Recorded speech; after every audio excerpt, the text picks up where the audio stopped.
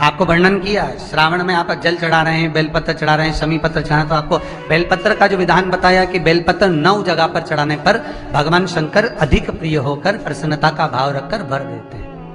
वर प्रदान। उसी तरह शमी पत्र का महाराज लिंग पुराण के अंतर्गत और नर्मदा पुराण के अंतर्गत दोनों में शमी पत्र की पत्ती का बड़ा व्याख्यान है महाराज। शमी वृक्ष की जो पत्ती होती है महाराज, श्रीमद वल्लभाचार्य जी ने, वैष्णव आचार्य श्रीमद वल्लभाचार्य जी ने चंपारण में, गोवर्धन में, पंढरपुर में, बद्रिकाश्रम में,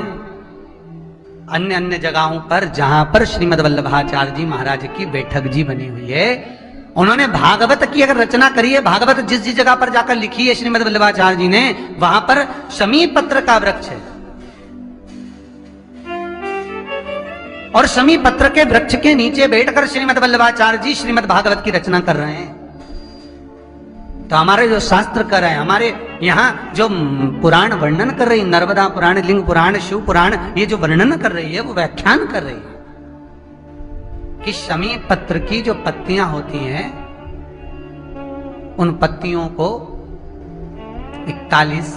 31, 21, 11, इसमें 3, 5, 7, 9 का भाव नहीं है। इसमें 3, 5, 9, 7 का भाव नहीं, इसमें सीधे 11, 21, 31, 41, 51 ये पत्तियों को लेकर हस्तकमल की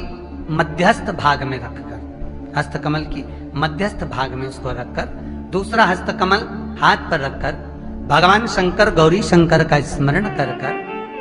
भगवान शंकर गौरी शंकर का स्मरण कर कर भगवान शिव को जो शमी पत्र समर्पित कर देता है और उसी हस्तकमल को समर्पित कर कर अपने हृदय से उस हाथ को वापस लगा लेता है, उसकी मनोकामना भगवान शंकर पूर्ण कर देते हैं। श्रावण के महीने में शमी पत्र कब चढ़ाना चाहिए? तो कहा जब श्रावण के महीने में प्रदोष पड़े, शनि प्रदोष तो अब की बारी आ रही है, परंतु जब श्रावण के महीने में प्रदोष पड़े और श्रावण के महीने में जब प्रदोष पड़े तो शमी पत्र को हस्त कमल में लेकर 21 हो, 11 हो, 31 हो, 41 हो, ऐसा भाव रखकर हृदय चित्त रमाकर उसको समर्पित करना, उसको समर्पित।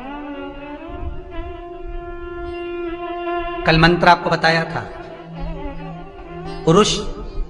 ओम नमः शिवाय बोले और नारी नमः शिवाय ओम बोले। स्त्रियों को ओम नमः शिवाय बोलने की अपेक्षा नमः शिवाय ओम बोलने पर फल की अधिक प्राप्ति। शमी पत्र का प्रयोग दूसरी जगह कहां किया जाता है? जैसे घर में कोई बहुत चिड़चिड़ा व्यक्ति है, बेटा चिड़चिड़ा है, बहू चिड़चिड़ी या सास चिड़चिड़ी है या कोई बच्चे चिड़चिड़े हैं, बहुत चिड़चिड़ापन, बहुत क्रोध है, वो आदर ही नहीं कर रहा है।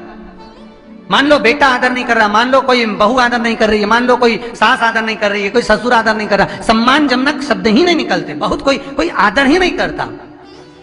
और आदर ना करने के कारण हमारी चित्तवृत्ति अगर भाव मन को छुपताता है, अर्थात हमारा दिल जब दुखता है, मन दुखता है, तो उसके लिए कहा गया शमी पत्र के 71 पत्ते, 71 कितने? 71। कभी यदि आप लोग 71 पत्ते शमी पत्र के हाथ की अंजलि में लेकर, उस पर हाथ की अंजलि में लेकर 71 ही चावल के दाने, पूर्ण अक्षत, क्योंकि शंकर भगवान को खंडित अक्षर मान्य नहीं है, तो पूर्ण अक्षर, जो पूर्ण अक्षत होते हैं, चावल का संपूर्ण दाना, पूरा दाना, कोई टूटा हुआ ना, पूर्ण अक्षत, 71 शमी के पत्ते, 71 चावल के दाने हाथ की अंजलि में लेकर, जो सम्मान ना करता हो, चिड़चिड़ प्रवृत्ति का हो, भाव शुद्ध ना हो, ऐसे जीव का स्मरण कर कर अशोक सुंदरी हाथ में रखकर अशोक सुंदरी को छुआकर जो शंकर के शिवलिंग को समर्पित कर देता है, भगवान उसके हृदय में शीतलता का अनुभव कराता है, उत्पन्न करता है, शीतल प्रेम उत्पन्न करता है, उस घर का क्लेश अशांति दूर होती है। शमी पत्र का इतना महत्व। और शमी पत्र का लक्ष्मी के प्रभाव में भी महत्व महाराज। आपके नगर में, आपके क्षेत्र में यदि कहीं कुबेरेश्वर महादेव हो, कुबेरेश्वर महादेव भगवान शंकर की आराधना एक बार कुबेर जी महाराज ने करी, जैसे भगवान विष्णु ने करी थी, तो हरीश्वर महादेव हुए। भगवान विष्णु जब करे तो भगवान इसे कुबेर जी महाराज ने जो तप साधना करी है, कुबेर जी महाराज ने जो आराधना करी है, कुबेर जी महाराज ने जो साधना करी है, कुबेर जी महाराज ने जो भगवान शंकर की अर्चना करी है, तो जिनकी यहां संपदा की कमी होती है, वैभव की कमी होती है, लक्ष्मी की कमी होती है, प्रतिष्ठा की कमी होती है, धन की कमी होती है, उसके लिए शमी पत्र 31 शमी पत्र कुबेरेश्वर महादेव पर समर्पित किया जाता है।